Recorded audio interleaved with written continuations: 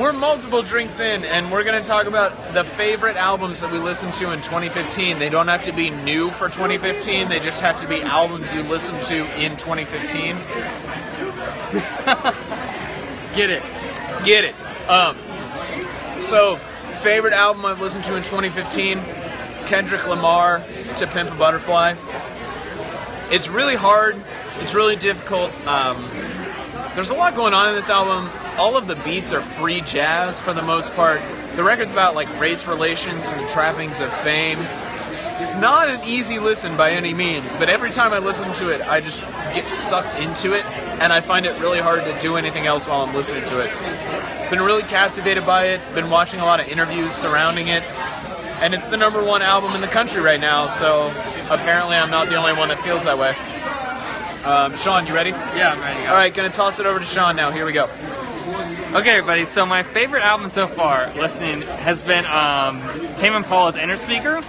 I've really enjoyed particularly Kevin Parker's bass lines have been really good. I think that's like the melodic part of the rock that I remember, particularly Lucidity. And I think you can see this kind of carry over in a little bit of Let It Happen in the new album, and too in Lonerism you can see these bass lines flow over. And it kind of makes me wonder too, personally, if Kevin Parker has really been involved in. He was a bass player before he was a guitar player or drummer, because he writes all of their music.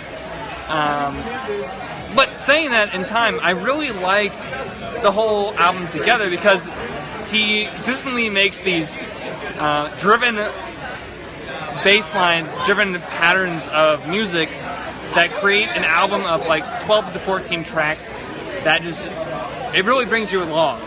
So to that, are you ready, Daniel? And I'm going to pass it to Daniel.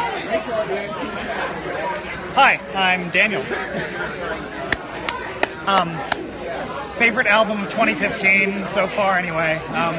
Björk's Volnakura, and for a couple different reasons. Some of the best songwriting I've heard almost anywhere for a long time now. She blends sort of really, really heartfelt compositions with artistry, which is not something you find very often. I mean, you find people doing really heartfelt. I'm thinking like of a record like Angel Olsen's "Burn Your Fire for No Witness" that just came out late last year, early this year, and it's really good, kind of boring, really heartfelt, but it's sort of missing the artistry. You know what I mean? Björk's able to bring that sort of lush instrumentation and big arrangements and lots of different musical colors into a single cohesive kind of record. It touches a bunch of different bases, and like it a lot. Go ahead. So it seems like for all three of us, all of these records grab you on the first listen, and then it takes multiple listens to really suck you in. Is that the feel that we're going for in 2015? Not like quick burst Ramones albums where you get it and it's just really catchy, but albums that take a deep dive. Anybody have a comment on that? Yes. I feel that, I mean, what I like about Tame Impala is their ability to have an album that's entirely themed towards one thing. Like Inner Speaker was about exploring yourself. Lonerism was very much about like the loner who moves himself through society and the feelings that he has. And the new one will be about, from what Kevin Parker says, being in love with one another. So I'm excited to see about that. And I guess, yeah, right. Taylor, that's exactly what I like about that kind of thing, is that, you know, it's multiple listens, the depth of an album that brings me to it. I saw this as a kind of pattern starting in late 2014 with an album like D'Angelo and the Vanguard's Black Messiah. Really good record, really hard to listen to at once. What are you guys muttering about over there? We need to get you on the show because you're great. Yeah. There's some strange production shit going on this record. You listen to a song like 1,000 Deaths, and there are about 15 different tracks happening simultaneously, and you can't even tell what's happening. You know, it's sort of impenetrable. But then you start listening to it, you start pulling it apart, you listen to the whole record. I've talked about this with you before. It's designed in suites, so that when you listen to the record, 3 or 4 songs go together, they flow together, then you move on to the next kind of movement. It takes a couple listens. I'm still listening to it. I'm still finding new things. I'm still picking it apart. Yeah, it's good. So taking it back, I asked the question, so I'm going to give the final answer. To Pimp a Butterfly, I think very similar in the Sweets way. Neither of you have listened to it all the way through, right? No, they haven't. So to Pimp a Butterfly, at the end or beginning of most songs, Kendrick Lamar is reading a poem, like reciting it, and you get one stanza or one line here and there, and then at the very end of the album, he recites the whole poem, and you realize that he's reciting it to Tupac.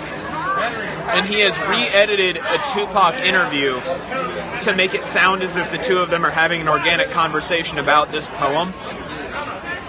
And it took me like 2 listens to figure out it was Tupac, 3 listens to understand the poem, and then 4 listens to actually get the deeper meaning of the record as a whole. And I think that's really where we're going now, is that in the age of singles, we're producing albums that require a whole lot of attention as albums. And I think that's really valuable. There are a lot of theorists that talk about how, like, recorded sound technologies have changed the way that we listen to music. And in the 21st century, a lot of people want to talk about how we consume music, sort of like we drink water or beer or whatever. We don't actually sit with it for a while. But really dense, impenetrable stuff is good because it forces us to spend an extreme amount of time with the material and to pick it apart. Yeah. I think this kind of goes back to what we were saying. If you listen to our other podcast on Sunday about Tidal, is that like music streaming services like this make it worthwhile when you listen to an HD, something that actually you can dissect. Like, I think that's kind of what's lost in our generation when I was talking about headphones a little bit, is that like music is thought about in terms of music a lot. Let alone as something that's produced like an art form, like when you look at an impressionist art painting, like Monet or Pissarro or Rizzero or something like that. You actually, when you look at it in an art museum, you see something that's like brush strokes, it's really clean. I think that having a limited bandwidth kind of doesn't allow you to see that quality. I mean, yeah, you see it in terms of lyrics, but maybe you don't see it in terms of musicality.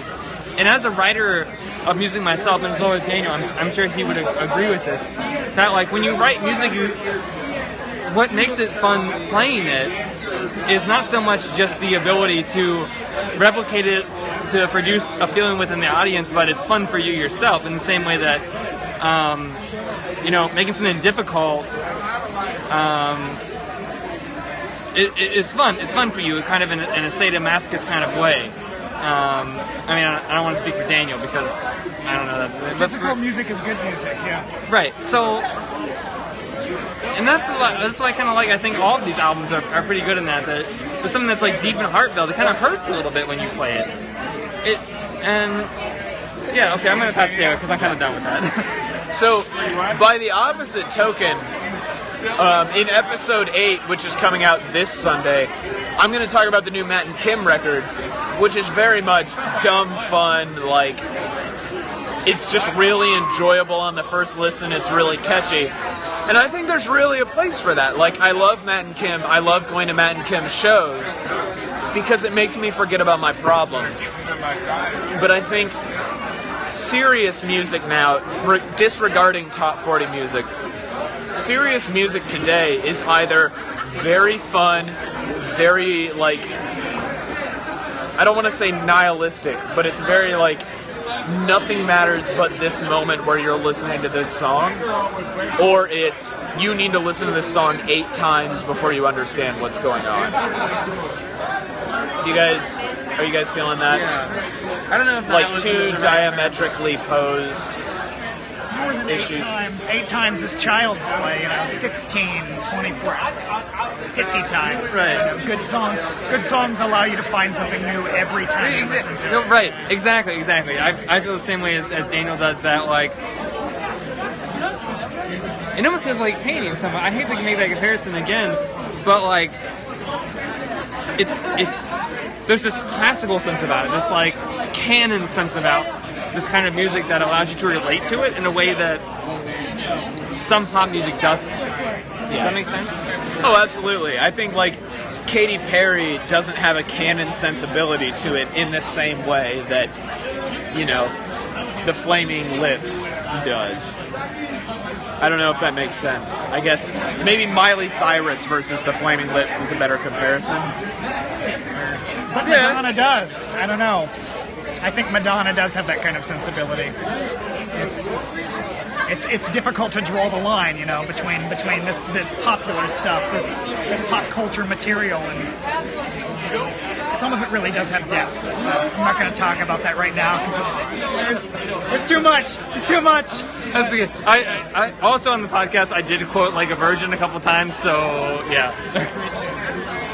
Yeah, I mean, this is Dude's Brunch after all, where we can quote Like a Virgin and then bitch at Rihanna about how she misquotes Nietzsche. So, on that note, I think... It's in a different translation. Yeah, Rihanna's... No, let me just say this. Rihanna, I am deeply sorry and apologize to you for calling you out on your Nietzsche quote. Both of us should work together on quoting Nietzsche in a way that interprets us correctly. So there you go. We all need to work together to truly understand Nietzsche. And on that note, I guess we're going to sign off for now. This video will be up on YouTube later because nobody watched it live. Tune into Dude's Brunch on Sundays. Kiss, kiss. Yeah, kiss.